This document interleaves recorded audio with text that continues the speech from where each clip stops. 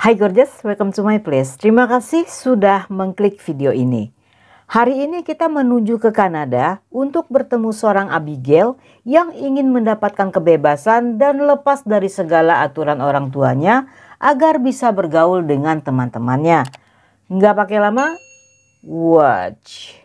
Rina Frick dilahirkan pada tanggal 10 Maret 1983 di Saanich, British Columbia, Kanada. Ibunya Suman berasal dari keluarga Indo-Kanada dan ayahnya Manjit seorang imigran India. Keluarga mereka beragama Saksi Yehova dan dengan kombinasi budaya serta kepercayaan mereka, mereka seringkali digambarkan sebagai kaum minoritas dalam minoritas. Rina adalah anak tertua dari 3 bersaudara yang dibesarkan di pinggiran kota kelas menengah. Saat beranjak remaja, Rina yang ingin bergaul kurang diterima oleh teman-temannya. Dia sering diintimidasi karena penampilan dan rasnya. Dia pun mulai bertingkah aneh dan berkelahi di rumah.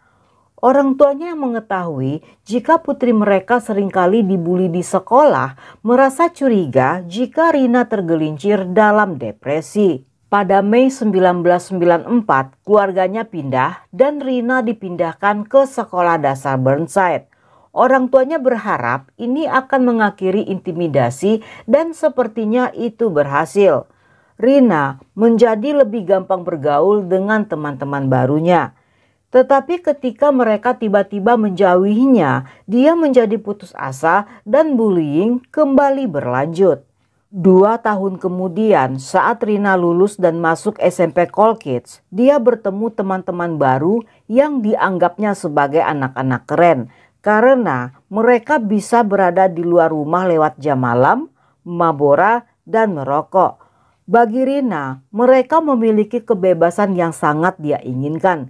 Kebebasan dari orang tua dan kebebasan dari aturan agamanya. Rina merasa diterima oleh teman barunya, tetapi orang tuanya tidak suka jika putri mereka bergaul dengan anak-anak itu dan Rina mulai bertingkah lebih aneh. Salah satu temannya mengatakan satu-satunya cara jika Rina ingin keluar dari rumahnya adalah tinggal di panti asuhan dengan memberitahu polisi bahwa dia dianiaya orang tuanya. Dan Rina pun melaporkan orang tuanya atas kekerasan fisik yang dikarangnya sendiri. Namun karena kurangnya bukti, polisi tidak bisa menangkap ayah Rina. Akibatnya, dia dipindahkan selama beberapa bulan ke rumah kakek neneknya yang mempercayai ceritanya. Setahun kemudian, Rina yang masih ingin tinggal di panti asuhan kembali melapor pada polisi dan mengklaim telah dilecehkan oleh ayahnya. Kali ini, Manjit ditangkap dan dimasukkan ke penjara sambil menunggu dakwaan. Namun pada akhirnya, tuduhan tersebut dibatalkan setelah Rina mengaku pada polisi bahwa dia telah berbohong. Gadis itu telah memanipulasi semua orang, keluarga, dan para pekerja sosial dengan kisah karangannya agar terbebas dari aturan ayahnya. Saat itu tidak seorang pun yang mempercayai Manjit. Mereka lebih mempercayai Rina. Tidak berapa lama setelahnya, Rina mengatakan merasa tidak nyaman di rumah kakek neneknya dan dikirim ke panti asuhan yang sangat dia inginkan. Di sana, dia bertemu lebih banyak teman baru dan mulai bertingkah aneh seperti mereka. Dia merokok, berbicara tentang geng, dan bahkan mengklaim jika dia adalah salah satu anggotanya. Tapi pada akhirnya dia menyadari bahwa tinggal di panti asuhan tidak sehebat yang dia bayangkan. Di sana, Rina memiliki banyak tugas yang harus dilakukan dan ada jam malam yang tidak boleh dilanggarnya.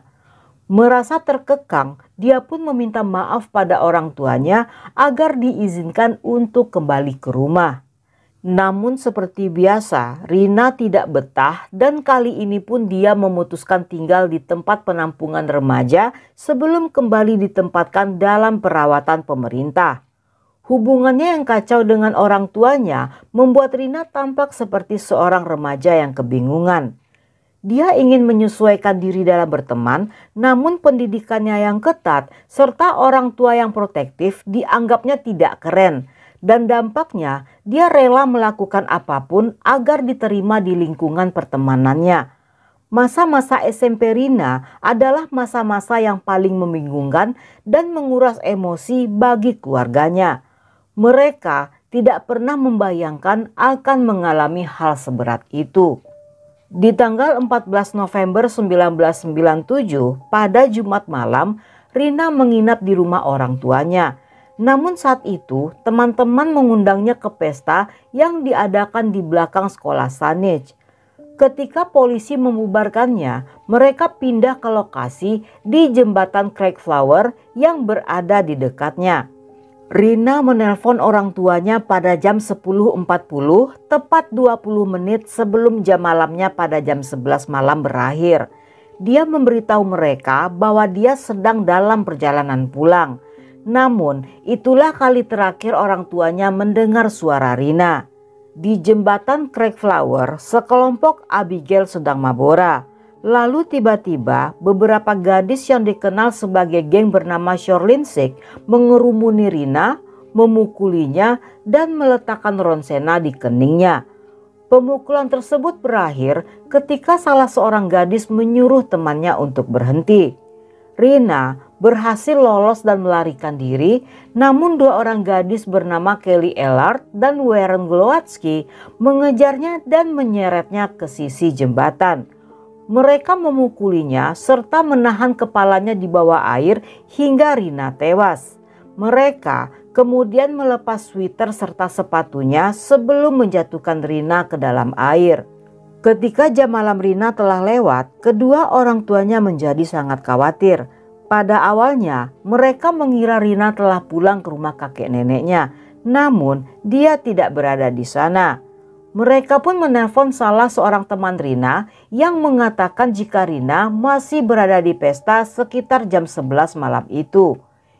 Keesokan harinya orang tua Rina menelpon polisi, namun karena riwayat Rina di masa lalu, mereka menolak untuk menyatakan Rina sebagai orang hilang. Menurut mereka, bisa jadi Rina kabur lagi dari rumah sama seperti sebelumnya.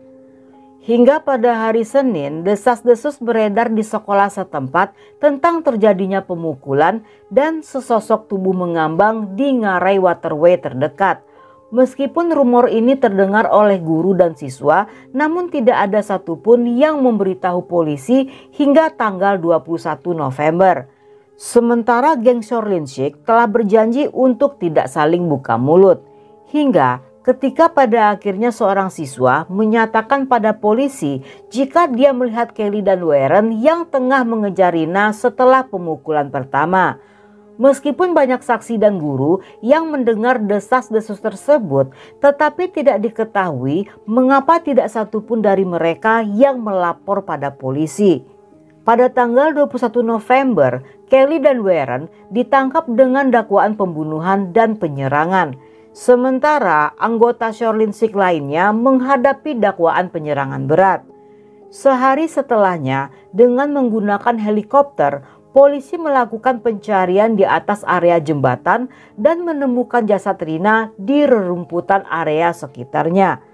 Hasil otopsi menyatakan jika Rina tewas akibat tenggelam dan luka pada bagian dalam tubuhnya sebanding dengan luka-luka yang dialami oleh seseorang yang mengalami kecelakaan mobil. Seandainya Rina tidak tenggelam, dipastikan dia tetap tidak akan selamat akibat dari cedera otaknya. Di bulan Februari 1988, 3 orang anggota Shorlinsik mengaku bersalah atas penyerangan. Mereka menghadapi hukuman mulai dari hukuman bersyarat 60 hari hingga 1 tahun penjara. Dan 3 lainnya harus menghadapi sidang pengadilan. Bulan Juni 1988, Warren divonis hukuman penjara seumur hidup dengan pembebasan bersyarat setelah menjalani 7 tahun penjara.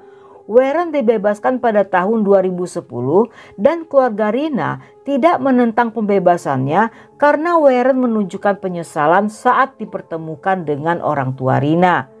Kelly disidangkan pada tahun 2000. Tetapi semua tuduhan dibatalkan pada tahun 2003 atas klaim pengacaranya yang mengajukan banding dengan menyatakan jika Kelly tidak mendapatkan sidang yang adil. Kelly dibebaskan dengan jaminan sambil menunggu bandingnya. Namun sebulan kemudian dia didakwa atas penyerangan terhadap seorang wanita berusia 58 tahun yang terjadi di sebuah taman di Vancouver yang membuat jaminannya dicabut dan kembali ke penjara. Dalam persidangan barunya di tahun 2004, Kelly menyangkal telah membunuh Rina. Dia justru menyalahkan Warren dan Nicole yang telah melakukannya. Sebulan kemudian, hakim menyatakan pembatalan sidang karena juri tidak dapat membuat keputusan. Setahun kemudian, Kelly kembali mendapatkan sidang baru dengan Warren sebagai saksi kunci. Dan dia divonis hukuman penjara seumur hidup tanpa adanya kesempatan pembebasan bersyarat selama 7 tahun. Selama dalam masa tahanan, Kelly beberapa kali diberikan cuti pembebasan untuk 1 hari yang terjadi di tahun 2017 dan 2019. Kelly mendapatkan pembebasan bersyarat penuh pada tanggal 14 Juli 2021 dan mengganti namanya menjadi Kerri Mary Sim.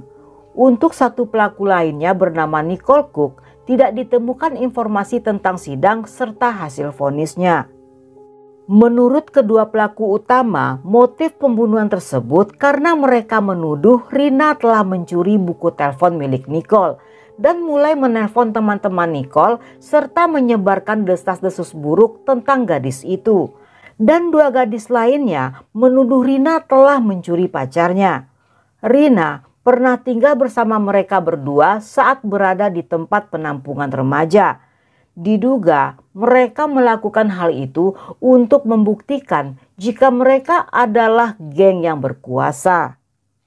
Dan sampai di sini dulu cerita kita kali ini. Semoga kalian suka dengan ceritanya. Jangan lupa subscribe, like, komen, dan share sebanyak-banyaknya ke media sosial kalian. Dan buat kalian yang masih betah hingga akhir, thank you, love you, have a nice day, and then see ya.